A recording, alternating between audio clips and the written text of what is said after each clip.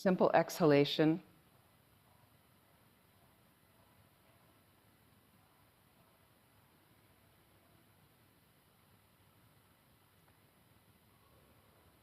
So this is a component that is so important in your meditation practice, is to allow your body and mind to relax as much as possible. We never think of this step. So think about it. You rush in from an active day, an active week. Maybe you have a place in your home that you meditate. Maybe you don't have a place, but you've come here right now. So the meditation space isn't going to open up until you let yourself let go. Just let all those events disengage for the day. So begin at the very top of your head. One way we can help. You're going to take a couple of minutes and scan down through your whole body. And you're just going to check your brow, your jaw. These are places we store tension. Relax your neck and shoulders, just check that out. Or lower back and hips. Wherever you find you may be storing tension. And use your breath. So every inhalation opens up space in the body-mind. And opens up space in these tense areas. And imagine with every exhalation, you're slowly releasing that tension.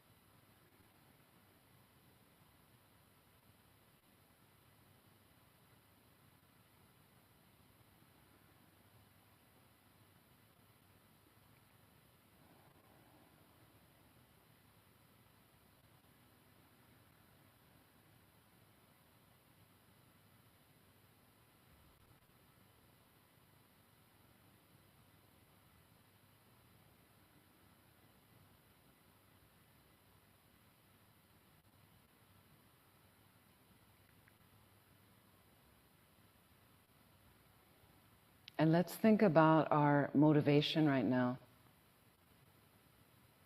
And think about your meaning for being here right now, your purpose for joining this evening.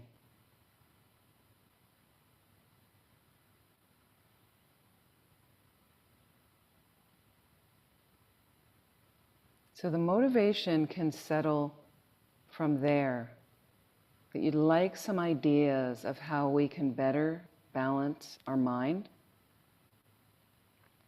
which will definitely lend to a better balanced life, which can make us happier, more peaceful.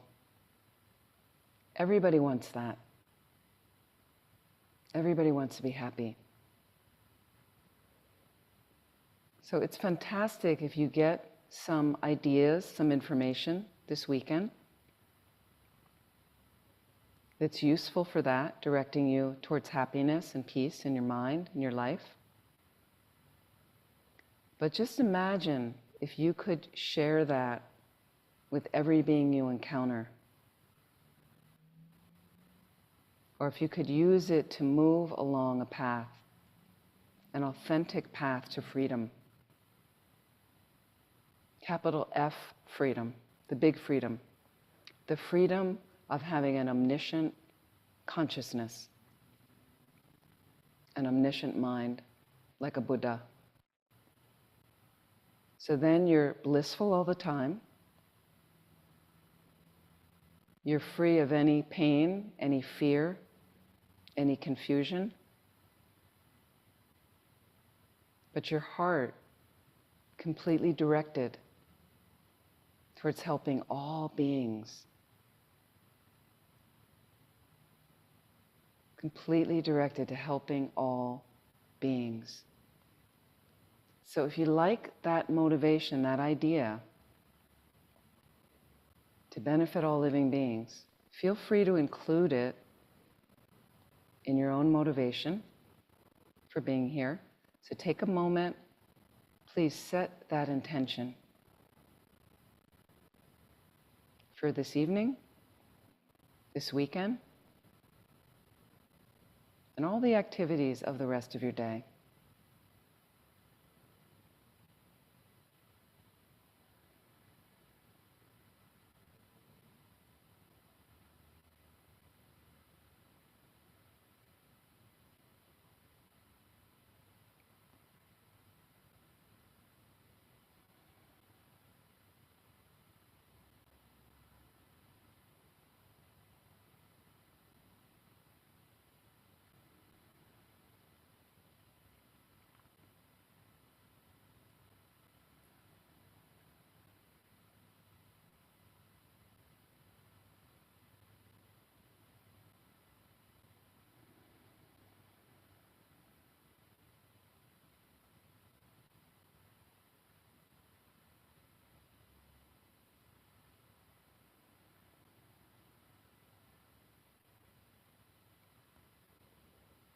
And just bring your awareness now to a normal breath, natural breath.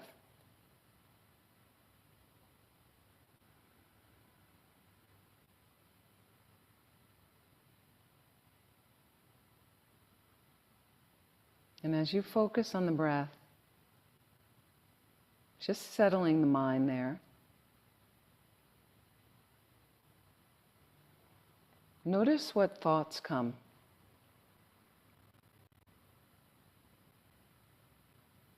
So maybe you're following the breath well and there's not a lot of thoughts.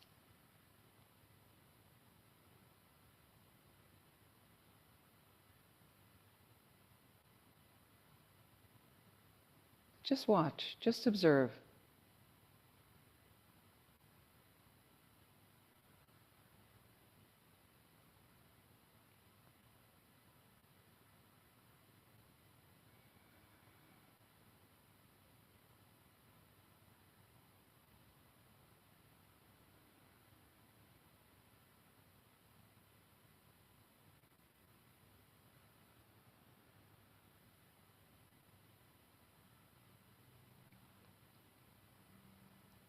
And so leave the breath there. It's always moving anyway. It's always happening, hopefully. Just watch your thoughts for a moment. And through doing this, can you get a sense, how's your mind right now?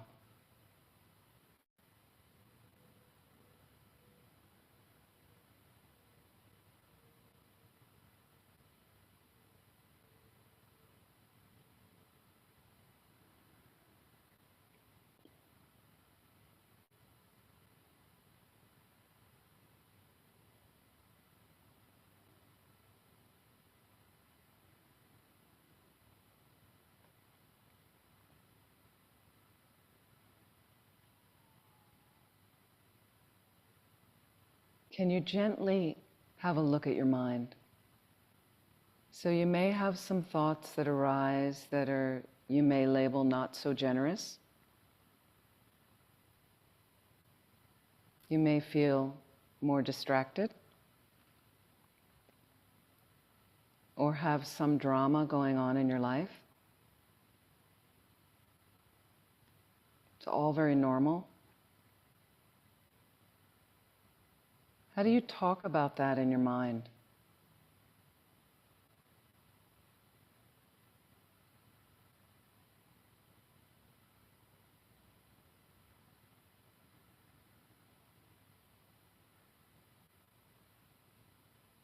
So, for instance, can you gently observe any of it? Or do you notice words sometimes not so kind to yourself, filtering through? Just observe.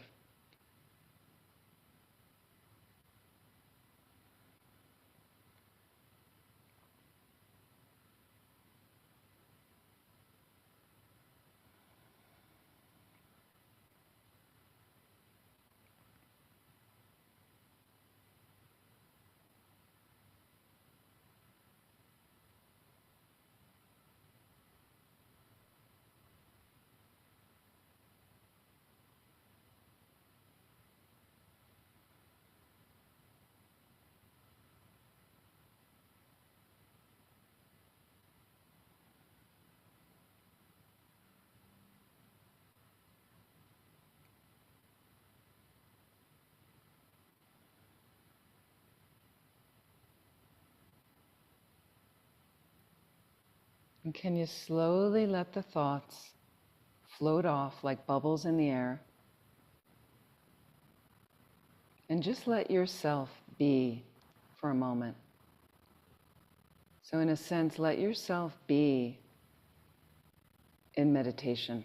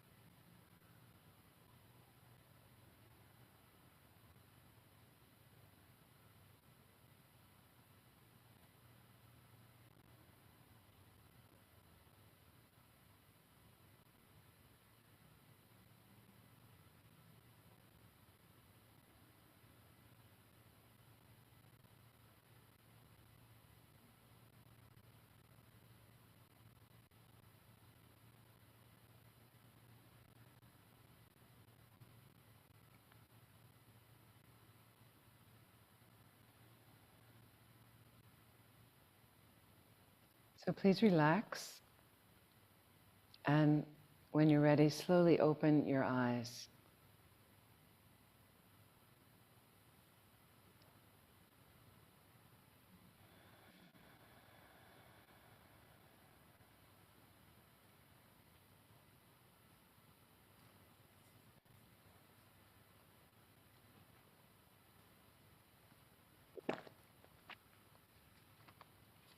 And what's helpful is we're going to turn to the four immeasurables.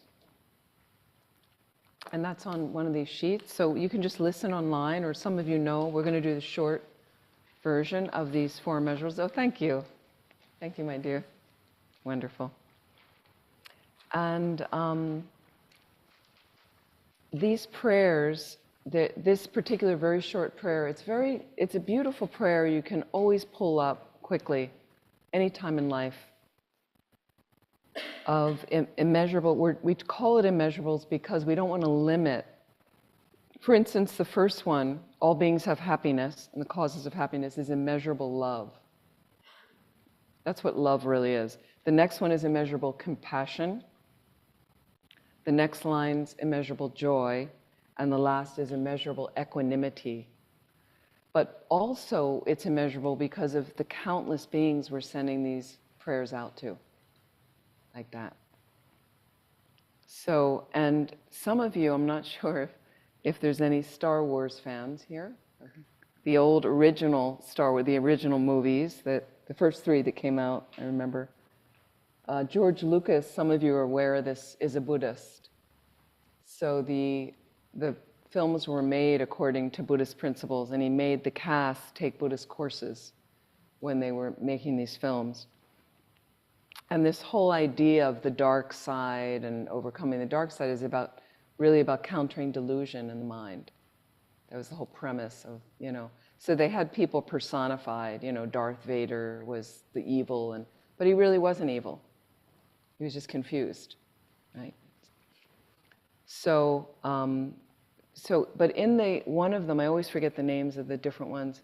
The one that has the little teddy bear beings at the end of the film. I think Return of the Jedi, if you remember. Anyway, so they're going through a computer-generated redwood forest, which is what they did digitally, and so George Lucas used a lot of different languages in the film, and they're chanting in Tibetan the 4 immeasurables in the film.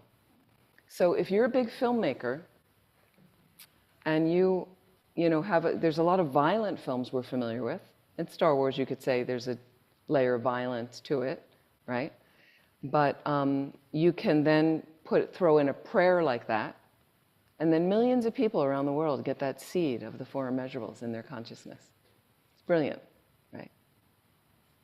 So, so let's recite this in English, and with some feeling. So really think about, from your heart center, rays of golden light go out to pervade the entire planet, our whole galaxy, just melting into everybody and creating these immeasurable experiences for them. May all beings have happiness and the causes of happiness. May all beings be free of suffering and the causes of suffering. May all beings never be separated from high births and liberation's bliss. May all beings abide in equanimity, free from bias, attachment, and aversion. And if you turn over, we have refuge and bodhicitta. These are basic prayers that we do before we have a teaching. And so this 4-line refuge prayer, many of you are familiar with, and there's an entire teaching you can do just on that prayer because it contains the entire path. Everything is there, okay? So let's really think about, Rinpoche often likes, he says, put your hands in the mudra of prostration and think about, so refuge is protection, safety. I want protection. What do I want protection from? Suffering. Everybody wants it. Nobody wants to suffer. So I want protection from that. Who's going to protect you when you really think about it? Okay? So we take refuge in a great deal of interesting things, don't we, when we suffer? You get into trouble. You had a bad day at work. You get fired. You had a problem with a coworker, problem in your relationship. You're having struggles with money. All these things, or you have a health issue. It's very serious, right? And so what do you do? I'm just curious. What do you do when those things happen? What do you do to relieve your, You ride your motorcycle, okay? And you ride your motorcycle, you get some temporary relief, right? Some people eat ice cream, get some temporary relief. Some people have a beer, feels good, get some temporary relief. What else do you do? And you get... I get angry, and I realize I was that. Right, you get angry, Like in these moments, and then you realize that you're daft for getting angry, is what he mentioned, like that. Yep. So what we do is, and we call family and friends, I need help, I'm struggling, right? So all these things, people go out for a run, get physical exercise, great. So, but it's all temporary, isn't it? Well, you come home and there's the problem, still there, okay? So in Buddhism, we have a triple gem, Buddha, Dharma, Sangha. Okay, we know the Buddha. Can we, somebody's unmuted. Oh yeah, there we go. I found you. I can't, I'm not a co-host, so I can't. Okay, thank you. Got a little background noise there. What happens is, so Buddha, Dharma, Sangha, we're aware of the Buddha. We know who the Buddha, historical Buddha, we have images, okay? But on another level, ultimate level, that's the relative level, the Buddha. On an ultimate level, the omniscient mind we take refuge in. That's pretty cool, okay? The omniscient mind, if I was all-knowing, you'd have no fear anymore if you're all-knowing. All-knowing, and you'd know exactly how to help everybody like that. And so sometimes your friends come to you, I have a problem, and you advise from your knowledge, some life experience, but it's limited. And there are sometimes people come to you, need some help, and you don't know what to tell them, right? But a Buddha mind, omniscient mind, you know, every moment. Okay? Great thing to take refuge in. The all-knowing mind. Vast, spacious, compassionate, incredible, right? Blissful all the time. Okay? Then we have Dharma, the teachings, the philosophy. That's a relative Dharma jewel, the philosophy. Ultimate Dharma jewel, the teachings on emptiness, the teachings on the nature of reality. That really frees you. That rips out the root of all your suffering, of all those delusions, the Dharma. Okay? So that's a real refuge. Okay? Then we have the Sangha. Sangha is your spiritual community, a center like this. People that come here, fantastic. Relative Sangha.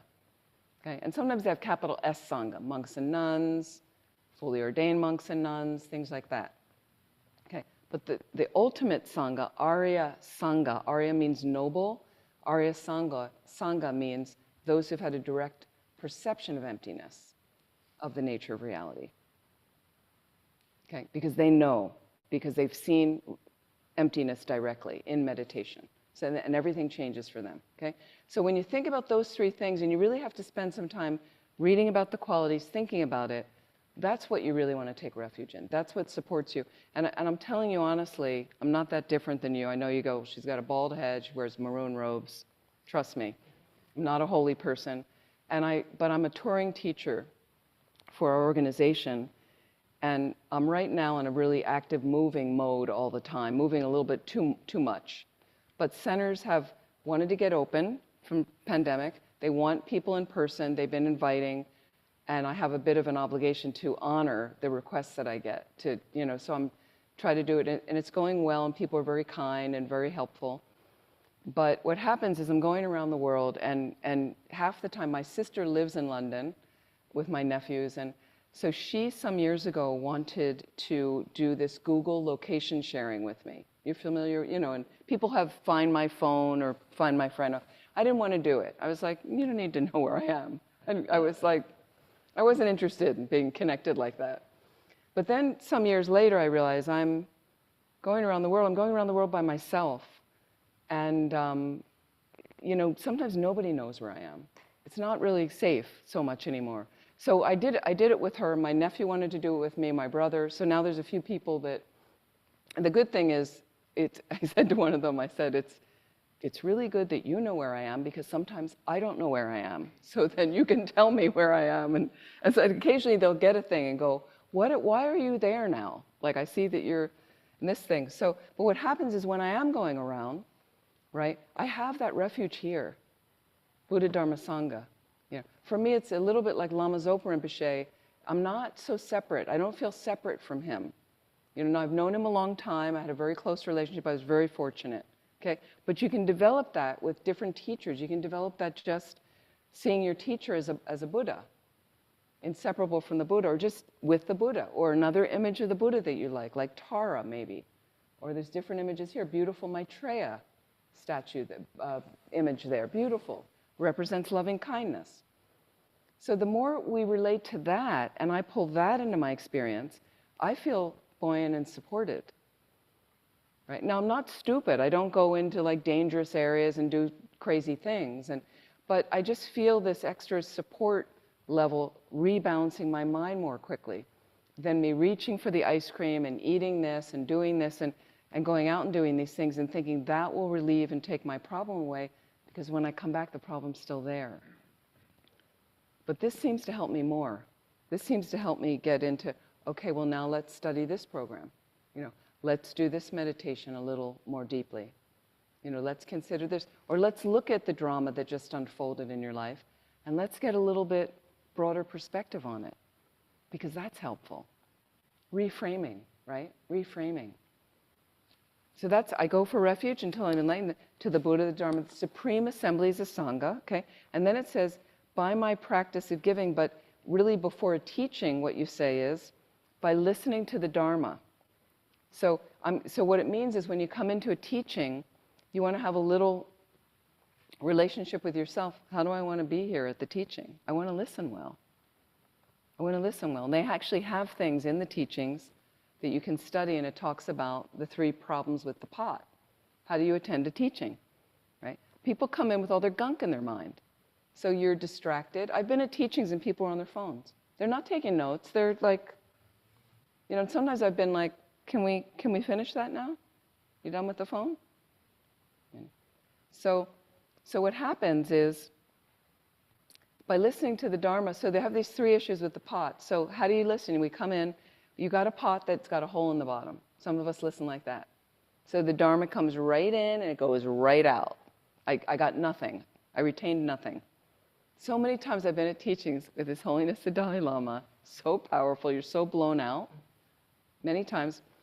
And then there's always a lunch break. I remember one time we were in Pasadena, California, lunch break. Everybody breaks, there's thousands of people. We go, and then we're at a lunch counter getting lunch, me and some friends. And then somebody said, oh, are you coming from the auditorium across the street? Oh, I heard the Dalai Lama's here teaching. And my friend says, oh, yeah, so powerful.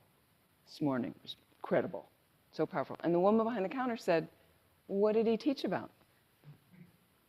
She was interested. She's genuinely interested. She goes, what? Oh, what did he talk about? What did he talk on? And there's my friend. I can't remember. So it goes right out the bottom. Then you have a pot that's dirty. You come in with some gunky thoughts. Oh, I don't know what this nun's going to tell us about. Yeah, I'm not really. I already know it. I already know the Dharma. Oh, she talks about it. I already had that teaching. Right? So everything gets gunky with the Dharma. And then you've also got a pot that the lid is on too tightly. So nothing gets in. I already know everything. Right? So think about how you listen. So by listening to the Dharma, okay, by my practice of listening to the Dharma is really what the 3rd line should be before a teaching. May I become a Buddha to benefit all living beings. There's that bodhicitta motivation. There's the crux of the Mahayana of this tradition. Greater or universal vehicle. The reason I want to do it is to benefit all living beings. Okay. So we're going to recite it once in the English, then we're going to chant it twice. So that 3rd line in the chanting is Dagijin Ningi Pe. Dagijin Ningi Pe. You try your best. I go for refuge until I'm enlightened to the Buddha, the Dharma, and the Supreme Assembly. By my practice of listening to the Dharma, may I become a Buddha to benefit all sentient beings. O Sangye Chodan Choki Chonamla Janchu Bardu Dai Ni Kyab Suchi Dagi Chin Ningi Pe Sonamgi Drola Pencher Sangye Druparsho Sangye Chodan Choki Chonamla Janchu Bardu Dai Ni Kyab Suchi Dagi Chin Ningi Pe Sonamgi Drola Pencher Sangye Druparsho.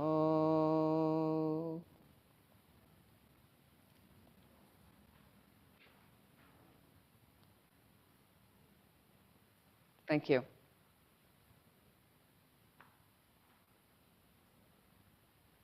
Okay. So can you still see me on the Zoom when I have this? You do, okay, because I have the text up more than the, okay. So this is, why is life such a hassle? Oh.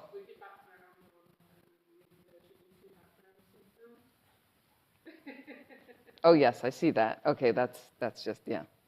But I'm still there. Okay, great. Why is life such a hassle? So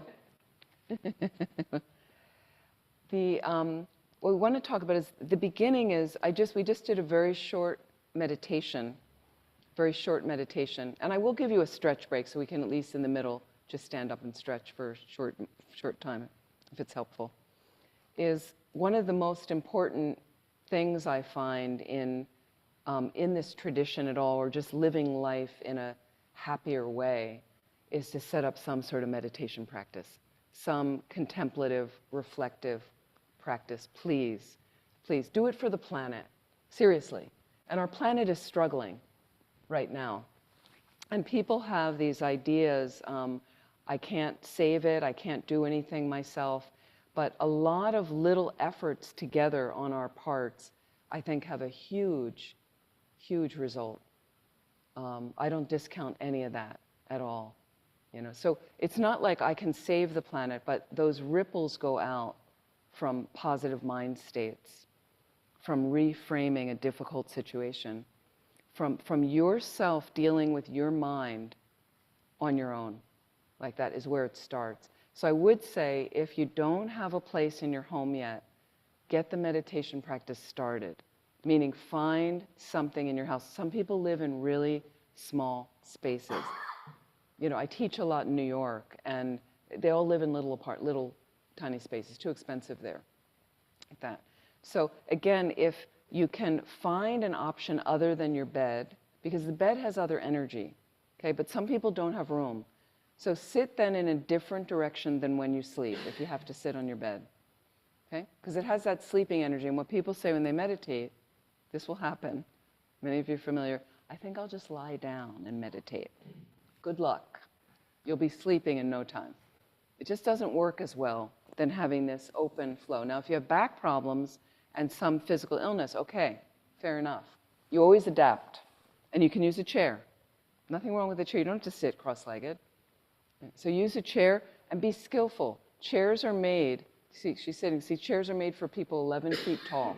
They're too tall for average people. So put a cushion under your feet.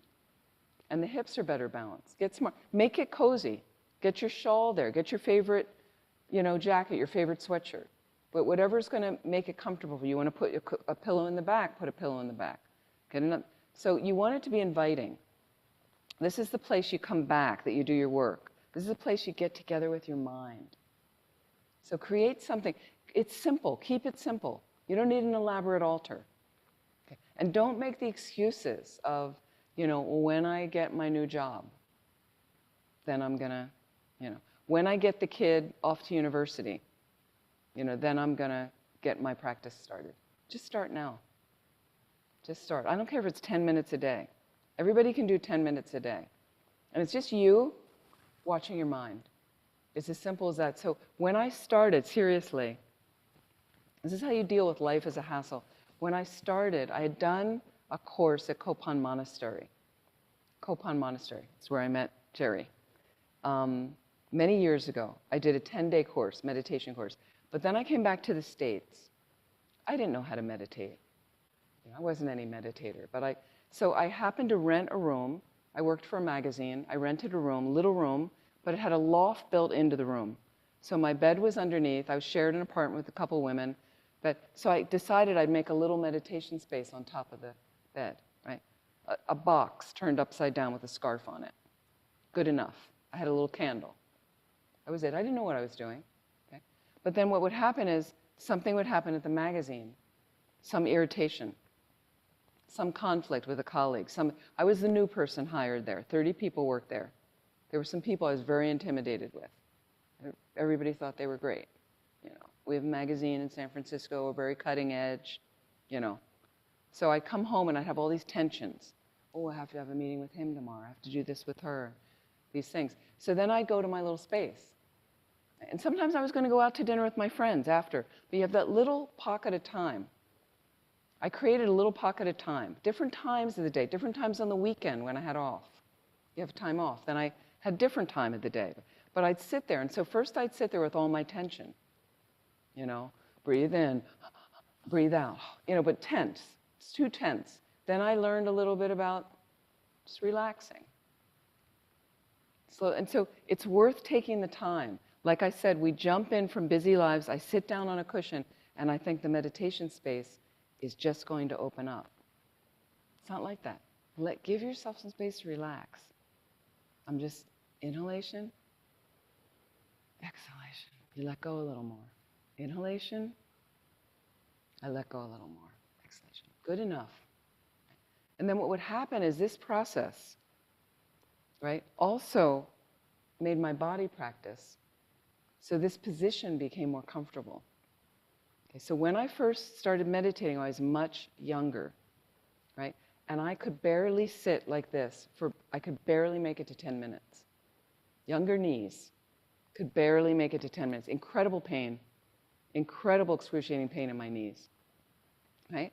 So, but through practice, my body just sits like this. It likes to sit like this. It doesn't mean I don't have some pain in my knees, mostly when I get up now, right? But so you can practice, and the same thing with your mind. Your mind will get used to, this is my space that I use to do this work, to just check in with what's happening, okay? But the main thing is it starts to help you relax. So you let that go a couple of minutes, great? You might settle the mind on the breath a little bit. That's just settling there. Helps you to calm down a little bit. And then you just notice them. So then I would sit there, and then I'd notice the thoughts about the tensions at work. Tensions at work. Well, this one. And then there was somebody at work that I had to have a meeting with, right? Big, scary guy, right? And I noticed that for some days now, you know, we had an open air office, so the top, there was no closed offices. You heard everything, right? And he would yell at people, and he was loud. And he'd say rude things to people, and I have to have this meeting. Doesn't sound like he's nice, right? But I did hear some positive things about him. But what I noticed for the few days is all I'm focused on is all his negative qualities. It makes him scarier, okay? But if I don't sit with my mind, I don't notice that. He's just scary. So then slowly I'm sitting, and I notice, how interesting. I'm so clear on all of his negative tendencies. I just noticed that. Wow, I'm really clear that he's loud, he's rude, he yells at people, he thinks he's great. I'm really clear on all his negative traits. Okay. So I'm just sitting again in my space. I didn't really know how to meditate, but I'm just looking at whatever's coming up. You just be there with it. That's how we start. It's going to be there with it. And then what I started to say to myself, being very clear on his negative tendencies, does he have any positive qualities? Okay. But really, this was great. It was a nice space. Does he have any positive qualities? Everybody does, by the way. Everybody does. Okay? I'm working with 3 beings right now. My triple jewel, triple gem. I don't know about you, but I'm working with some beings called Netanyahu, Putin, Trump. It's my triple gem.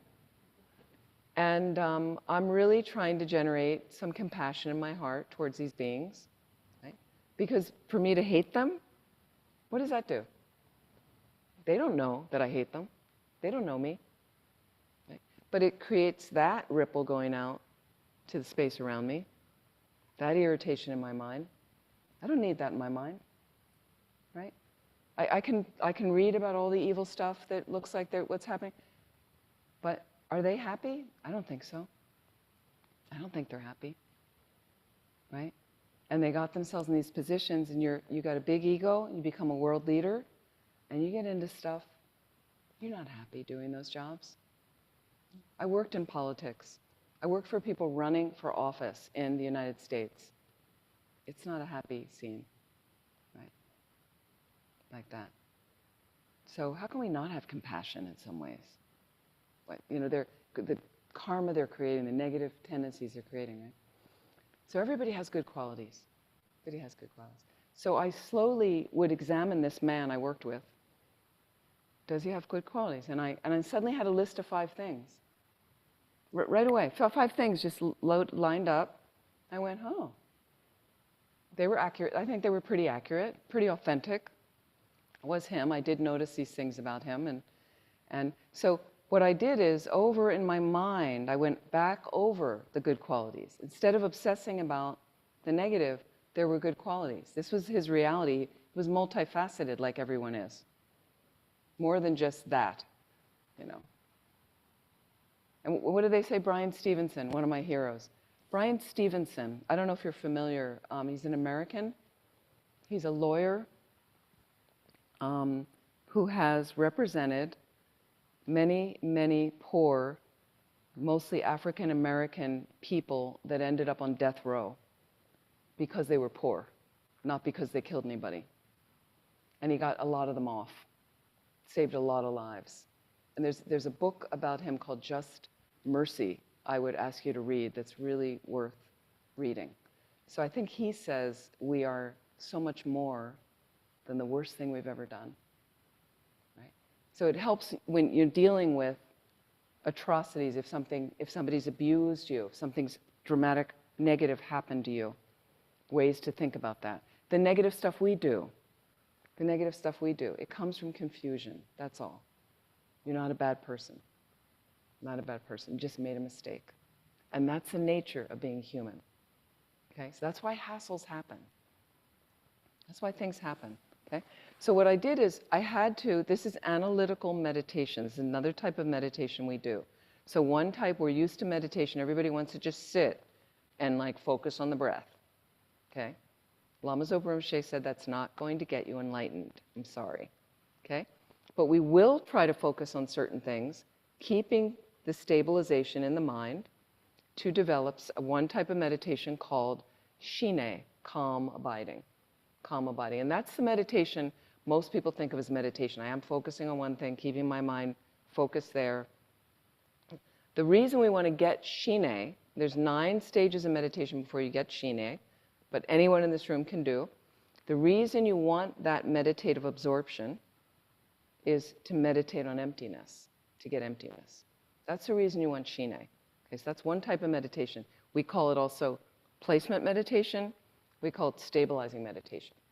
Calm abiding, to develop calm abiding. Great, okay? So you can practice that and you can use the breath as an object. You can use an image of a Buddha as an object. Slowly, you can use any other image. But it's a mental image. You close your eyes. You're not looking at the image. You close your eyes and you try to sharpen the details of whatever is your object of meditation. Okay. Second meditation, analytical. Okay. You analyze something. This was me with the guy at work. Around and around. Oh, he has other things other than negative qualities. Yes, he does. And you have to remind yourself, and you go around again and remind him of the 5 qualities I quickly came up with. And I'm going to think about it again. And I'm going to think about it again. Why? Because when I went into the meeting the next day, that's what I was thinking about. I was positive, less intimidated, right? Now, the negative things came up when he raised his voice a little bit, a little bit like, whoa. And then I went, he's really good at his job. His coworkers, the people that work for him, that he manages, really like him. He must be a good manager. Must be a good boss. I tried to stay there because my mind got overly familiar with the positive qualities. That's what analytical meditation is about. So a lot of people in meditation, and we want to do this with our whole philosophy, all the topics of the philosophy, okay, till we have them deeply embedded in our mind, right? But people get bored and they go, oh, that topic of the philosophy, I don't want to do analytical meditation. I don't know how to do it. It's boring. Right?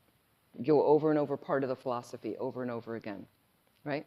But we do analytical meditation all the time. We're very good at it, right? Just not in the right way. So when you have an issue with someone, don't you focus on all their negative tendencies? Oh, yes. I'm super clear. And then what I do is I think about it in my mind obsessively, keeps me up at night, right? And then as a result of that, I gossip with somebody else about their negative tendencies. So then I etch it into me and etch it into their mind more. And doesn't he do that? And isn't his hair disgusting? And don't you hate the color of his shirt? And he's so stupid. And then it vomits over into them. And they weren't really thinking those things. So it disturbs somebody else's mind. That's analytical meditation. Because then you convince yourself they're a jerk. Okay? That's not useful. Right? But if you come back and rebalance and go, does he have any positive qualities? That creates more harmony on the planet. And it certainly helped me create a very positive relationship with that person in reality. We became friends. Right? And that's what we want to do so much to create less hassles in your life, is try to be friends with everybody you meet. Try to create some sort of positive relationship with everybody you encounter. Now, we're not going to take every homeless person into our house. It's not that kind of thing. But it's about seeing people clearly, seeing a whole person there, acknowledging people, really hanging out with people in that space, like that. It's always some kind word you can add, some kind gesture. I just took the train here today from Taunton, the Southwest. So I got on the train, I had a seat assigned, and there were 4 cars. It was about a 4-hour ride. And I had a seat aside, and I couldn't find the coach letter D. And there were some railroad people there, and I said, excuse me, could you tell me where D is? I don't see D. And they all would just say, oh, this one. And I said, no, this is J. And then I went down to I, and the woman said, this one. And I said, no, that's I. And then I went back to that one, and then I went to that one. There was no D. Because there was no D. And we all crushed onto this train, and there were no seats. Seats were full, and everybody's in the aisles, and, God bless the British rail system, okay? Or whatever the name of that particular company was. It's hit or miss in England. I find it so funny. Sometimes it's perfect. Perfect seat, great, I'm facing the right direction, I'm whatever. And sometimes, so anyway, everybody's in the aisles, and they're in the thing, and they kept making these announcements. In Birmingham, we're going to get 4 more cars. And then we got to Birmingham, and they said, we're sorry, but we're going to get the 4 cars in Leeds. And that's when I got off. So, but I was able to sit down, but it was a shame. A lot of people couldn't sit, and then people get agitated, a little bit hot. And it's a Friday. It's a Friday night. But this is what happens. So what happens is, there you are with your mind. This is a typical thing. Happens all the time. There you are with your mind. Well, some people were getting a little testy, and they were a little irritated, and that little irritation would spill out over here, and somebody would a little bit push people, and you have that going on. But then some people were incredibly kind, getting up seats and trying to move on. I was trying to, and then you're in an aisle with somebody, waiting, and and there's incredible opportunities for kindness. Oh, excuse me, sorry. Oh, here, can I help you with your bag? Would you like the seat? So we have all the time, there's so many great experiences that we can do. But what happens is, the main meditation in general, is for you to figure out who you are. Most of you are very well aware of who you are and how you are in the world, okay? But we're always unfolding new things. And what happens is, you're also aware of what are your main delusions. And when I talk about delusions, I'll give you synonyms of why life is a hassle. Delusion is a synonym for afflictive emotion. It is an imbalance in your mind, basically. We might call it a negative tendency in your mind. It's all the same, okay? And I'll layer some of them. Some of you are aware of these, all starting with fundamental ignorance or confusion. That's where it comes from, okay? Ignorance or confusion, okay? And then it branches out. And then I have attachment, and I have aversion. And those are called the 3 poisons.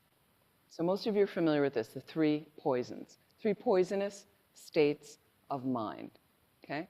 So again, I get confused for the most part because I don't have a direct perception of emptiness. I'm not seeing reality clearly the way it really exists, okay? But we have a relative existence. We are sitting here in the room, right? That we are here listening, sound is happening, chairs are here, the floor, the carpet, like that, air. Okay? There's an ultimate reality to this as well that doesn't exist at all like that.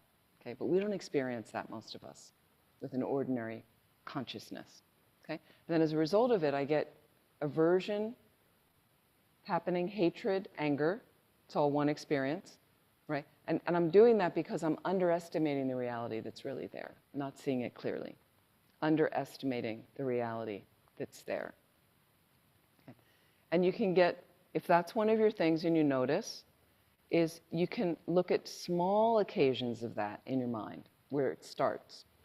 It starts with annoyance, irritation, frustration, smaller little levels of anger, aversion, hatred. So better to catch it there in your mind. How do you do it? By looking at my mind in meditation. By experimenting. Why did that person make me so irritated?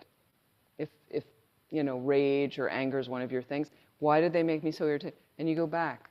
You come back to your cozy little comfortable place to sit.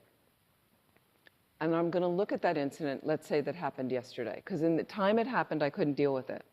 Person's in my face, or they're yelling at me, or they're attacking me like this. Couldn't deal with it. Then you go home, and that's when you get together with yourself and go, oh my God, what happened? And then I yelled back at them and called them all these horrible things. And so then you look at it. Well, what happened? Well, they were yelling at me. I didn't do any of the things they accused me of doing. I felt threatened. Then all these people saw I was embarrassed. You know, and you look at all that stuff rising in the ego, yeah, and then you have to examine, have I ever done that with anyone else? Maybe you have, okay? Because Buddhism says that's where it comes from. Karma. So one of the ways I want to look at it if somebody's attacking me is to layer karma in there. Always think about karma. What's karma? Some of you are aware of what karma is. Okay? We talk about it a lot. We banter that word around. He's got bad karma. She's got good karma. What does it really mean, karma? It means action. Sanskrit word, action. It's the movement of your mind. Simply the movement of your mind. Okay? Your mind is always moving. Okay? And then it acts through your body, speech, and mind. So there's thoughts through the mind, but then we get a thought, then we open this. So are we opening this in a generous way, compassionate way? Sometimes not. Okay? And then the body does stuff as well. So we're not kids anymore on the playground where you hit somebody. We don't do that anymore. We can usually contain that. Okay? But this opens, and that creates a problem. So they say in Buddhism, body, speech, and mind, all the activities of that create imprints in your consciousness. Constantly creating imprints in the consciousness. So what I need to do is I need to practice, right, getting the body, speech, and mind working in really virtuous ways. Because then everything that's layered in there creates happiness for me. Karma is a cause and effect relationship. Cause and effect. It says everything in Buddhism says every moment of your mind, so there's a movement of your mind every moment, creates a result. An effect creates a result. This present moment is creating a result the next moment. That moment is the cause of the next moment, which is the cause of that result is the cause of the next moment.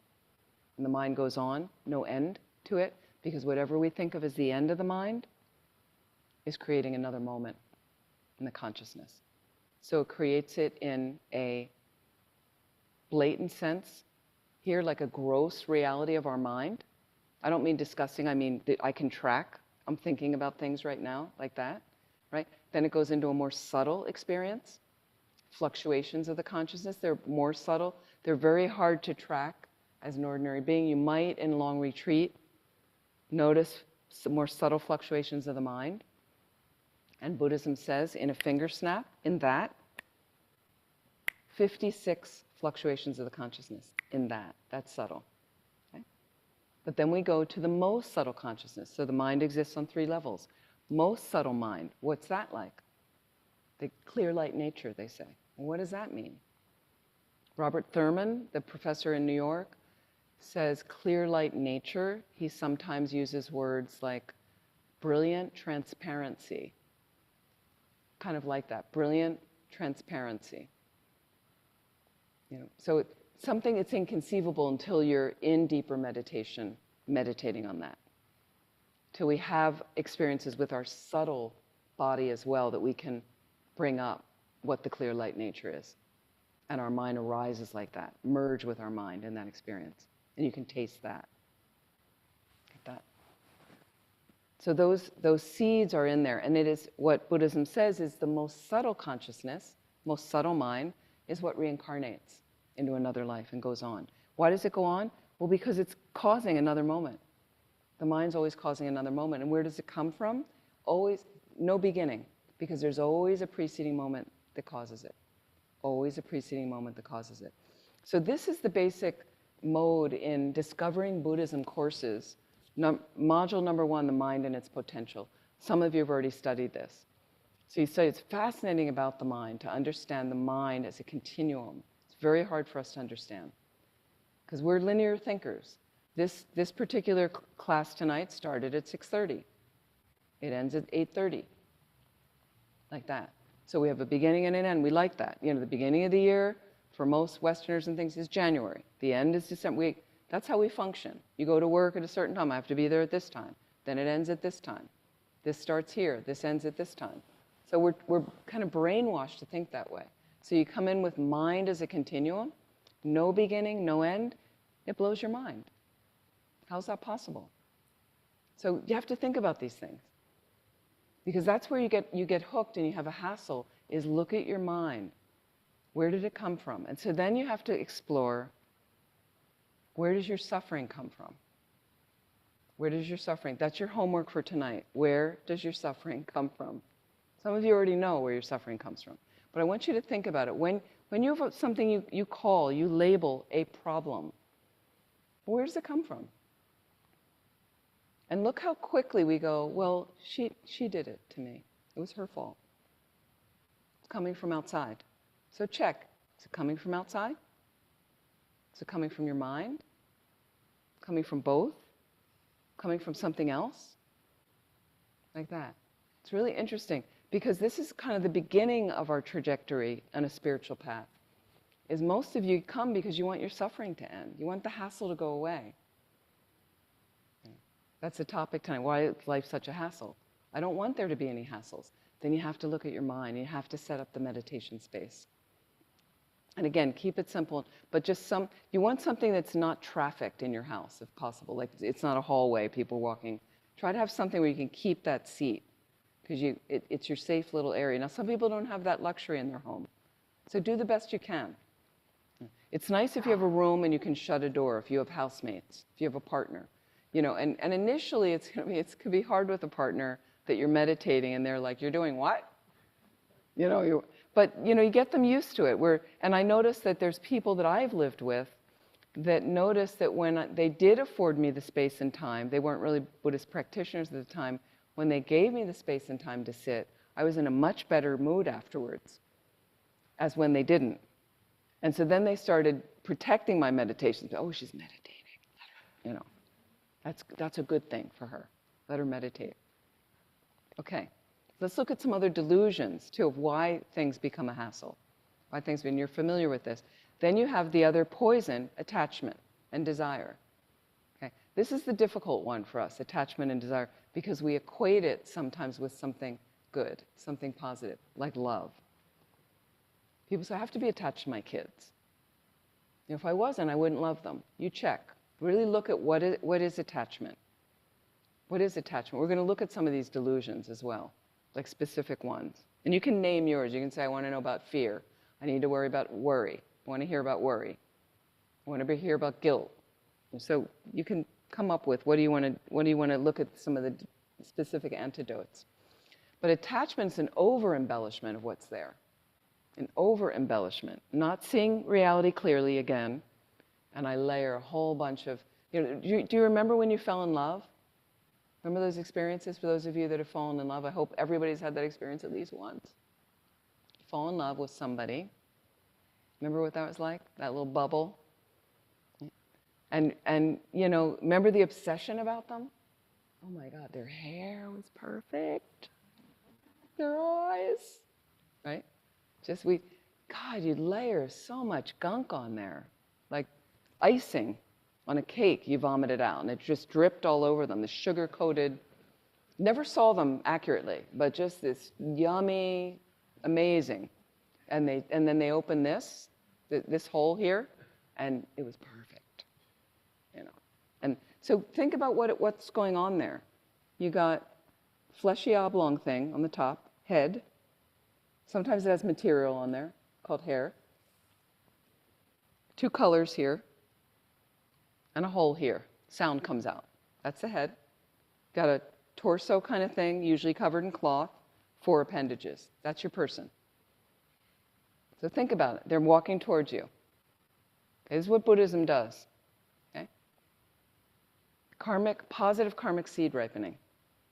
So positive karmic result, effect suddenly popping in my mind. Why is that positive karmic seed popping right there? I have no idea. It's very intricate karma. So I don't know why that one, maybe something stronger, and now something really positive showing for me. An attachment gets activated. Something positive. I like this appearance of this person. I like this. Great. Okay, but the attachment doesn't come yet. But first there's like this pleasant experience. So basically, through your eye consciousness, let's think about it directly. Through my eye consciousness, all I'm doing is taking in information in a visual sense, looking at a person across the room. Usually it's the eye consciousness first that gets activated in that case. So all I'm taking in is shape, forms, colors, like that. Eye consciousness. The eye consciousness is in my mind, and it directs the eye, the organ in my body. Eye, the organ is matter in the body, this thing here. But it's connected, and it operates based on what's the visual consciousness in my mind. We never think about that. It's just, I've got an organ that sees. But so the visual consciousness in the mind is what's affected by the karma. So suddenly some positive karmic seed ripens, eye consciousness directing my eye. I see something and I like it. Pleasant experience. Great. That's all that's happening. But then we over-embellish. Attachment comes in. Why? I've got an imbalance in my mind. I don't see emptiness directly. And then attachment comes in. And now I need to have that. I want that. And why do I want it? Because it's got this, and this is amazing, and this is perfect, and this is great. Boom. Okay? Then do you remember you started seeing this person? You got together, this person, this object, like them. And it's going along really well, right? If you remember these things. Do you remember when you decided to introduce them to your friends? That meeting. Now they're going to meet my friends. Okay. And you have dinner. And everything's going great. Okay. And then they leave. And then you have a thing with your friends and you say, what do you think? So what do you think? And sometimes my friends would say, they're all right. Yeah. But for me it was perfection. I was like, what do you mean? So that's how you start realizing it's my experience. It's in my mind, that experience.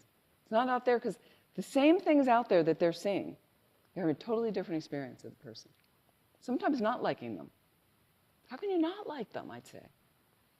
Look at, So think about, you just want to get clear on how these things operate, so that when the hassle comes, I'm a little bit more penetrating it accurately, taking it in accurately. Why? Because I have a responsibility knowing this is my karma. This came from my mind. Lama Zopa Rinpoche, the last 10 years, so much. He taught differently. Every few years, he'd teach differently. Why? To try to help our minds take in information in a different way. And I'm just giving you information now, according to this tradition. So it's your job to synthesize it, to cook it, basically. Like, see how it fits in you. Work with it in your mind. Don't just believe it because I said it. You have to check up. They always ask us to check up. And that's what makes it so real and juicy for you. And you go, yeah, I think it really is like that. And if it's not, find something else. Find something else. Okay? So Lama Zopa Rinpoche, the last 10 years, it seems so much of his program was everything comes from the mind. Everything comes from the mind. It's a lot to swallow. This is coming from my mind. You know, Netanyahu's coming from my mind. Trump, they're coming from my mind. Like that. That's my, if I'm disturbed by it, you know, if I'm working with trying to find compassion for beings, that's a good thing coming from my mind, you know, and they're giving me the opportunity to work with it. Even more precious. They're even more precious to me now. You see what I mean? You turn it rather than I hate them. He's such a, and then you get in to talk with other people and they're horrible and they're horrible and, you know, and then you go to a place called Laudo, which is this incredible remote retreat center near Mount Everest. I've had the good fortune to lead pilgrimages there and do retreats there. And Lama Zopa Rinpoche's sister is an elderly nun who lives there. She doesn't know anything about Netanyahu. It's not part of her mind. So that's her experience. But her experience is about this cow's getting old and I need to do the potato harvest. But she doesn't have any experience about any world leaders doing anything. It doesn't change her life on the mountain like that. What might change things on the mountain is last year when I was there on retreat, this month in August, there was a horrible flood nearby. Horrible flood, took out a whole village. Nobody died, no humans died, but it went right through the middle of the village, destroyed so many lodges and so many people's livelihood and like that, right before the autumn trekking season. So that's something she'd be concerned about and things. But so you realize, like, this is my experience. What do I need to work with in my particular life? Is it my partner? We're having difficulty with our relationship. Do I need to get my financial stuff together? And am I shirking responsibility and not really doing the best job with it? Am I escaping? And am I being too lazy with my practice? That I could do better with my practice and really make some strides? Would I like to explore retreat and see what that's about and start with a short retreat? Great. You know, how do I set that up? Things like that. So we've got those 3 poisons. We'll start there. And let's just take a stretch break. Let's just take 5 or 10 minutes. Maybe somebody has to go to the bathroom or something like that. And then I'll take some questions as well. Everybody doing okay? Online as well? Doing okay? Okay.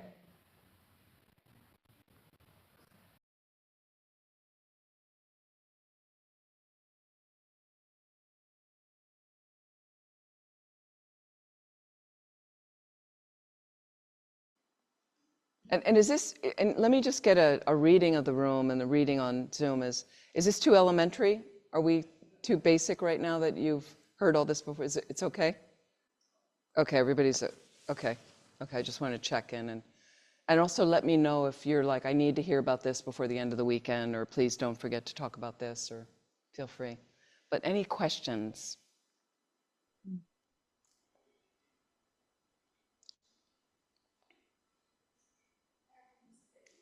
Please. I've been struggling with perimenopause and the anger that comes with that. These sudden Oh, flashes of yes. anger, and I was never a very angry person before, so it's a bit strange. I'm finding it very difficult to just pull myself out of that in the moment. Is there anything in particular that would work? Yes, good question. The question is, in case, could you in the room here and on Zoom, could you hear the question? No, I cannot. Okay. The question is, for somebody perimenopausal or menopausal, for you girls out there, because of the hormonal changes, and sorry, what's your name? Oh, no, I don't want to embarrass you, but anyway, what this kind woman was saying that, I'm interested in your name anyway, just, you know. My name's Ilona. Ilonia is just, she's not normally an angry person, but with the hormonal changes, suddenly this thing, okay, so I'm going to say this dragon rips through you, basically, okay? Having been there myself, comes through you, and so how do you deal with it? What's a better way to deal with it? So this is great question, and what I found is it's a little bit of a ride, menopause can be a little bit of a ride. And what I noticed was I happened to be running a center and my mother died all at the same time that this was happening. And the center was very stressful because it had no money and it was just a wreck when I got there. And So when I started to come in contact with it, this is just physical hormonal changes going on. And at first I didn't know what was happening. What I would do is this, like I said, this dragon would come roaring through you, and you're ready to bite someone's head off and shove their head down their neck. That's how you feel. I'm not kidding. So please be compassionate with women of that age, because it's really but it's a physiological thing. Okay. So what I learned to do is I'd be in the kitchen full of people, all asking, oh, we need, and then suddenly I'd be like, whoa, right? And then I would just say, could you excuse me for a moment? And take myself to another room for 2 minutes. It would only last 2 minutes. I could just go into the bathroom for 2 minutes. Like, get yourself away from people if you feel like that's causing you rage. If you can, just somewhat contain yourself in your own space, if it's possible. Sometimes it's impossible. You're on the tube or you're on but just kind of close your eyes for a moment. If you got a bus seat and you're like, let me just not have to engage anyone. It passes really quickly. And then what I could do is 2 minutes later, I'd be fine, come back. And so I just learned to kind of just quit as soon as I could, just because, and it just felt like I was going to snap at somebody or things like that. And I don't know if that's helpful. So in addition, there's a whole lot of things we could talk about separately. There's teas you can drink and different things like that just to manage. And then apparently these things, some people would have hot flushes or hot flashes, but the things that trigger them are stress and heat tend to trigger them. Sometimes deeper states of meditation can trigger, but not as. So what you might want to do is just also look at ways to de-stress yourself. People that maybe, I know it's summer now, but people that I know take baths every night just to kind of chill, or have that kind of cup of tea where you're just having a cup of tea. You're not looking at your phone, you're not watching TV, but I'm just going to sit and calmly have a cup of tea, or something, I really enjoy this kind of tea, and sit calmly, or look at a nice, go to a park and sit and look at some nature or something like that. If you have animals to play with, that can be really helpful as well.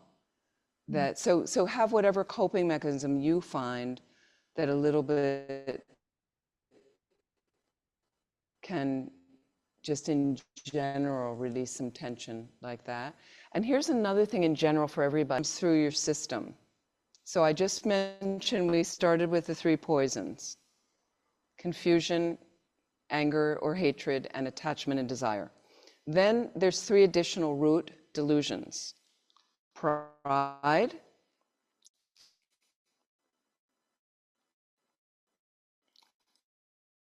doubt. So we've got the 6 root delusions and how they operate. So what you want to do is first identify what are the main delusions for you. We're all wired differently. For some people, it's fear. And I'll add other ones. Fear, which relates to worry. Jealousy is another delusion in your mind. Anxiety, related to fear. Depression. Laziness. Forgetfulness. There's a whole wealth of them. So learn the main one. Like obviously a couple of them jumped out when I gave you some of the list. A couple jump out. You want to go after your biggest delusions first. Tackle those first. So you want to understand, what is the nature of that delusion? How would I define it? Why is it disturbing? We're going to talk about more specifics as we go on this weekend. So, but partly one of the things that I find really, really helpful, and I love when you're reading a few books and they come together in different ways, mentioning this, one is referring to the other one. I've had that happen several times, like that. So I was reading a book. I recommend this book. It's called My Stroke of Insight. Some people, have you read it? Jill Bolt Taylor? Yeah, My Stroke. She's got a TED talk. Yes. Yeah, she's great. So this woman is an American neuroanatomist. So she's like a neuroscientist. And at the age of, I think around 37, something like that, she had a major stroke. And because she was a neuroanatomist, she knew exactly what was happening when the stroke was happening. And the book is about the stroke and her recovery, her full recovery from the stroke. It took about 7 years to fully recover. Everybody back online?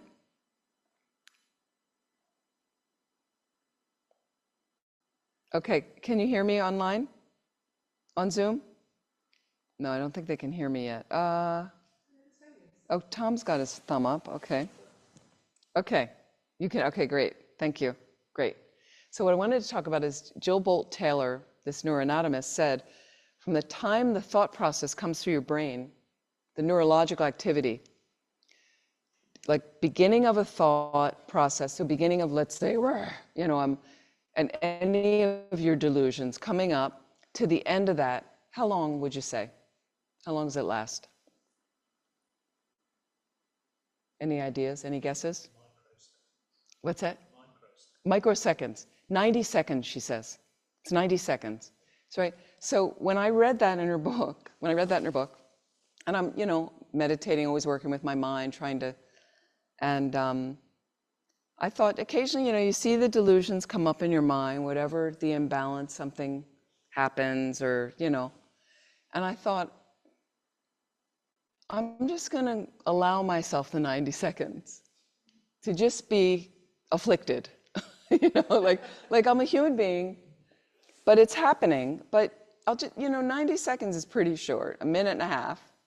I'm not going to react to anybody. I'm not going to vomit it out on anybody. I'm just going to hold it and be like, wow, like there's attachment, you know, or there's fear, you know, or there's pride, or, you know, and just kind of, again, watch your mind, you label it, you just look at it, you just observe.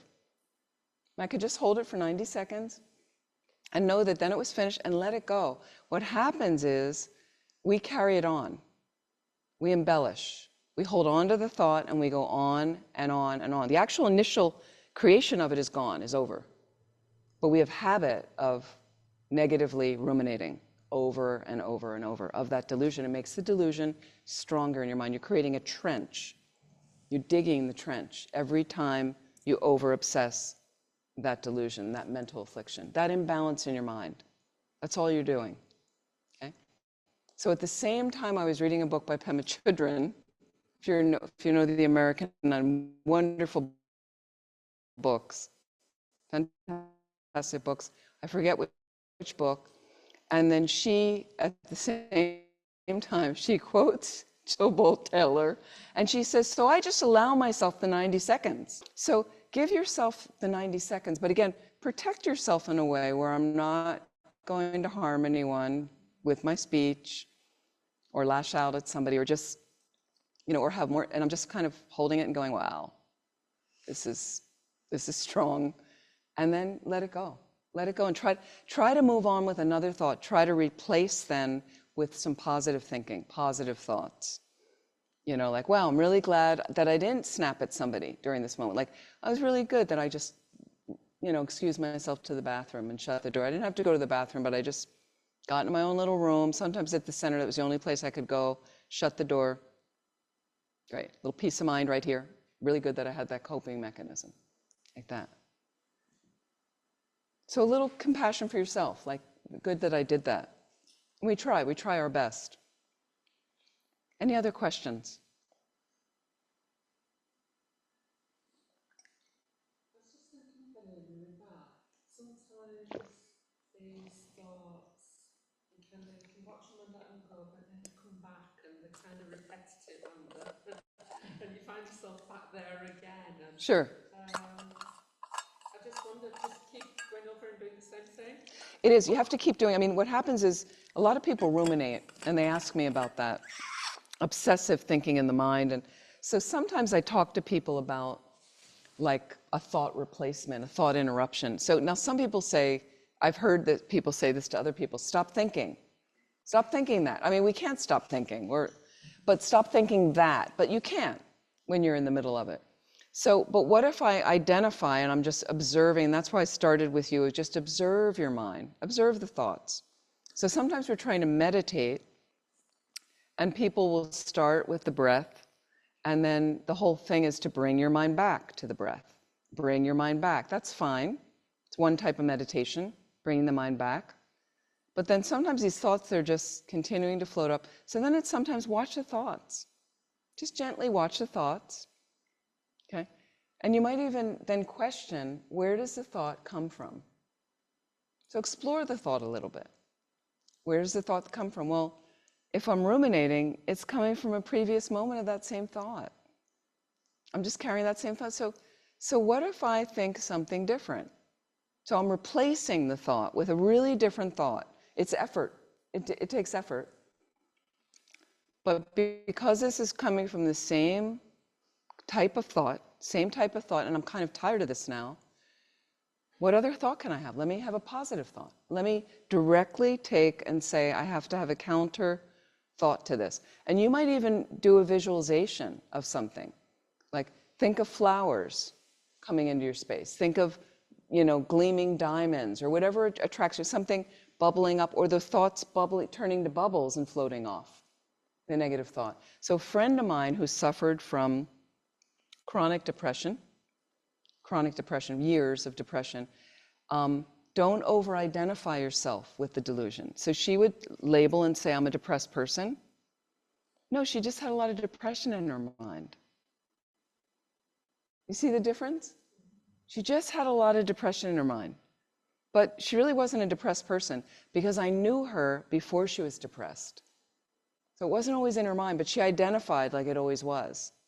So what I could do is then remind her, remember when we were 15 and we did that fun thing and we went to the beach and we were playing and we were laughing? Remember that thing we got involved in?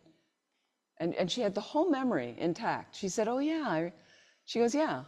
And she added stuff to the memory. She said, I remember we did this, and remember we ate and the pizza was cold, and then, so she had the memory, she remembered. And then all of a sudden I interjected and I said, you weren't depressed then.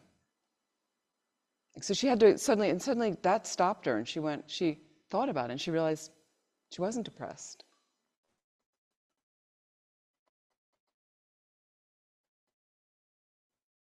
So I said, you weren't a depressed person then. You just have depression. Working with me, and she had a visualization of what visualization lends, if depression's your thing, right? What visualization would lend glee to your mind, to your depressed mind? Happiness. What visualization would creates happiness for you? And everybody is different. So she had a very cliched visualization, but it worked for her. So her visualization was, she was in a small room filled with puppy dogs. That was something, she loved puppy dogs, and she visualized, and she tried to hold the visualization. Sometimes it would be hard. That was her object of concentration, and they're jumping on her, and the little tail's wagging, and they're really fuzzy, and they're nipping her, and they're all little puppy dogs. And she just tried to hold her mind in that, which was a very pleasant experience for her. To somehow a little bit molt that depression, to try to change the depression that was like solid concrete in her mind because it was there for so long. So sometimes it would work and sometimes it wouldn't work, but a lot of times it worked. So think about your own, and so sometimes there was a woman, like, if we take, and we'll look at these more through the weekend, fear and anxiety, they're related, fear and anxiety. I'll lob worry onto the top of that too. Very different than concern. Concern's very constructive, okay? So we had a young woman come to our center for the summer, incredible gardener. She transformed our garden. She taught me a lot about gardening. Very smart, wonderful woman, and she suffered from intense anxiety as a young child, intense anxiety. She said, I've had this my whole life. So as I got to know her for 3 months, there wasn't any case of child abuse when she was young. There wasn't any trauma. She came from a nice family. And, because sometimes you'd say, well, there was something happened nothing that she recalled. Like she said, no, my family's good. And there was nothing like that of anything going on. So, and she said, I've had this my whole life. And I said, well, what age were you when you really became aware that you worried? And she said she thought maybe 2 years old. Okay, so think about this, something I want you to think about tonight. Okay. And maybe a habit you've had from a young age. If you're not that familiar with mind and Tibetan Buddhism, right? Where did that come from, that anxiety for her at 2 years old? Like you start to see, it must have come in from another life. Because what does a 2-year-old have to worry about? She had food, shelter, clothing, like family, no problems. They were siblings, they went to school, they had a car, they had everything. It wasn't like living poverty and she was living on the street with her mother and at 2 years, there wasn't anything like that in her life. She wasn't bit by a dog when she was little. She didn't have any illness, any serious illnesses. Nobody died close to her and her family that she, there was no trauma like that, other than birth, right? Which is pretty traumatic, right? But so when you look at it, again, one of my nephews who lives in London, he was a worrier. 1 year old, he was worried about stuff. There was nothing to worry about. So for me, and I was a new Buddhist at the time getting into it, when he was about 18 months old, I saw his process, 2 years old, 3 years old, the worry, and obsessive worry in his mind at times. He's in his 30s now. He's a worrier. But at that age, I was kind of like, oh, it must come in from another life. His parents weren't like that. There wasn't really anything to worry about at the time. So ask yourself, like, again, where does it come from? Where does your suffering come from? Same thing, where does the suffering come from? So it was just little pockets of me investigating of how my mind was made up. And when I saw different things, please check up.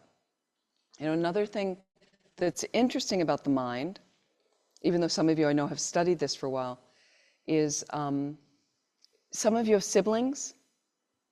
Okay, you have siblings. Are you very much alike? No, not really. In some ways, but In some ways, but not so. And your same parents? yeah. Yeah, same parents. Some of you have kids. Anybody have kids? How many kids? Are they same parents? Are they very much alike? No? 4 kids. Are they alike? Yes. Yes, and are they like you and their mother? Yes and no. Yes and no.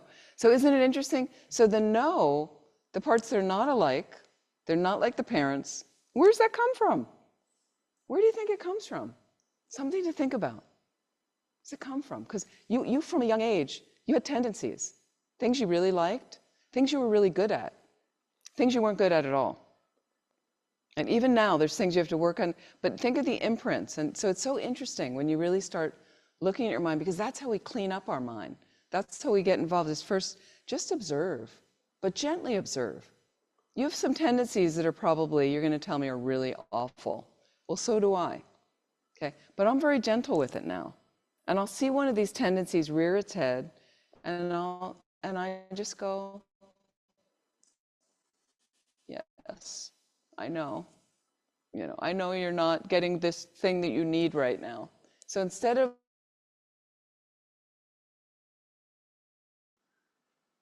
okay, we're back. Okay, so what I was going to say, the moral of this story is, for those of you in Zoom, for those of you that might be in proximity, maybe come in person tomorrow. I'm so sorry we keep losing you. But so what I was saying is, you want to look at the biggest delusions first, deal with it, and understand that there's a problem with them. Because sometimes there's people that think that getting enraged at something is perfectly fine. That's how you get things done. There's people in my life I know, that's how they feel, this is the way they get things done. So you want to check about anger. Think about angry people if that's one of your things. How do they look when they're angry? To me, they look like they're ill, right? They look like they're going to burst a vein, right? They almost look ugly the way when they're really, rageaholics like that. And look at attachment. We equate often with love. And what's the difference between love and attachment? What's the difference, would you say? Anybody? Difference between love and attachment?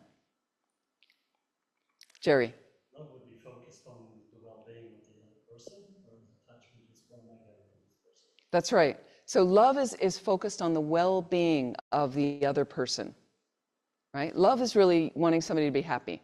Attachment is wanting me to be happy, focused on what am I going to get out of this?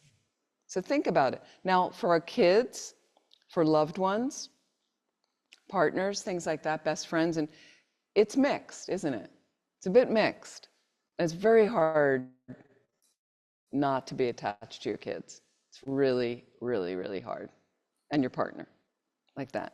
So look, there's a bit of a mix there. So we try to just observe the attachment and not get overly involved in it, making sure. So think about, attachment's a difficult one.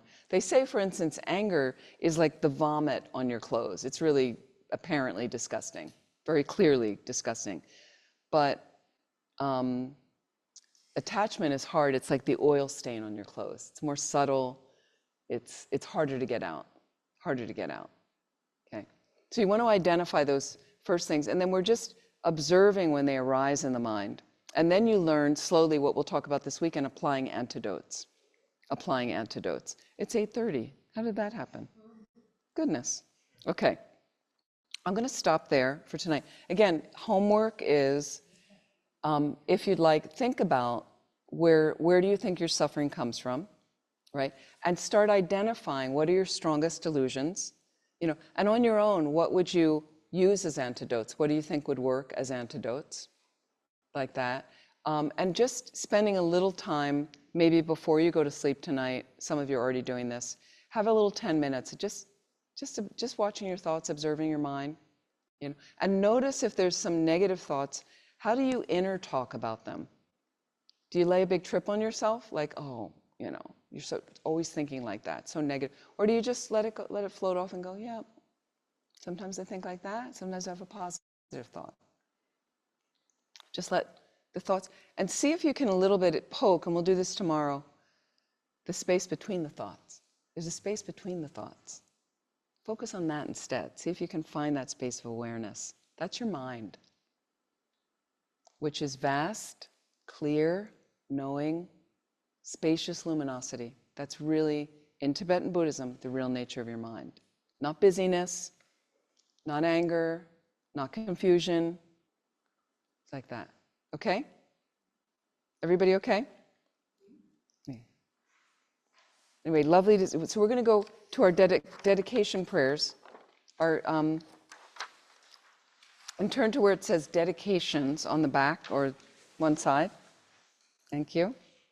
And what I'd like to do first is just take whatever, and I'm so grateful to all of you showing up. Thank you so much for your kind attention. And for those of you online, thank you so much. And I'd like to take whatever merit we may have created from our time together and really dedicate and invest it in our being able to work better and better and better with our minds in a gentle way, in a very constructive way as well, authentic way.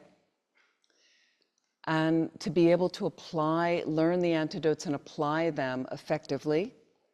And may it help us calm the negative tendencies of our minds, and that we can purify all of those and create enough merit that we can progress along a path to Buddhahood so we can benefit all living beings. I'd like to dedicate to all the wars on the planet ending immediately, completely. For there to be, please, God, some insight into Gaza and what's going on over there, please. Just horrible nightmare. Ukraine as well, South Sudan, all these other places. And may all the beings in Gaza have enough food immediately. And all over the world have enough food.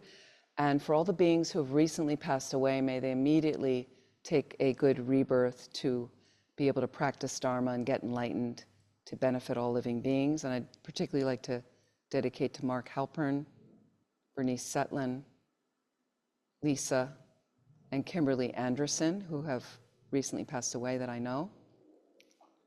And for all those who are ill, may they be healed instantly as well, fully. And all the diseases all over the world be eradicated instantly.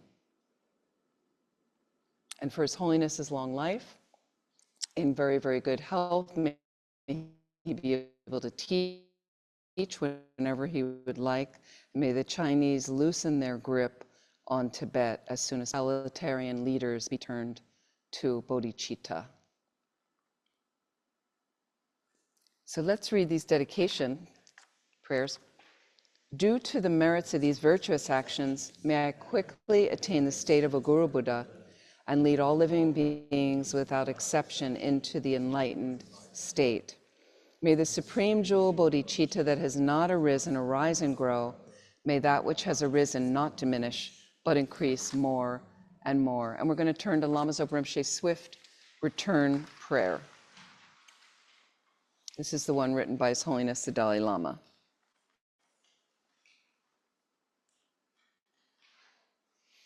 Peerless teacher and assembly of the children of the victorious ones, Shravakas and Pratyeka Buddhas, victorious Losang father and sons, along with the lineage masters, all the objects of refuge of infinite lands, please bestow the virtue and goodness of accomplishing this prayer here and now.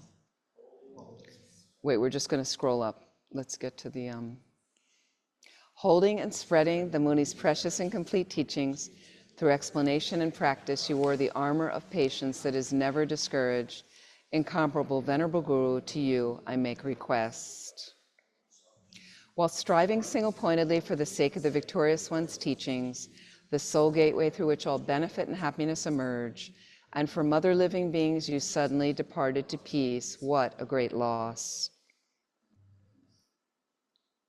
Nevertheless, through the undeceiving truth of the blessings of the ocean of the three jewels and the great waves of bodhicitta of the children of the victorious ones, may the smile of a reincarnation swiftly beam in glory for fortunate disciples.